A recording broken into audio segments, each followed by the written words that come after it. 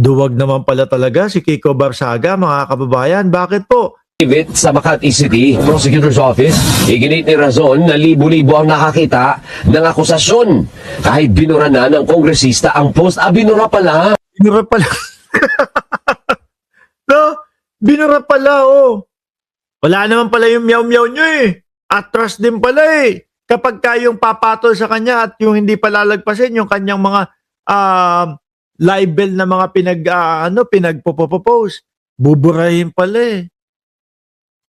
No, akala niya siguro ho, mga kababayan, lahat hindi siya papansinin. Akala ho siguro ni meow-meow, mga bossing, lahat, hindi, alam naman nila, no? Iniisip naman nila, may tama ako eh.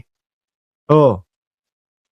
Paano fake news mga pinagsasasabi ni Barsaga? Oh, sabi ni Sir Leo. Totoo, mga kababayan.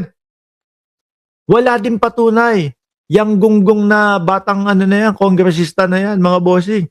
Ang tingin ko talaga dyan, may tama sa utak yan. Abay, teka muna, kung atapang tao ka, hindi mo dapat binura panindigan mo. Oh! DDS eh. Ikaw naman, Alvin at Chico, para ka namang bago ng bago sa mga DDS. Diba?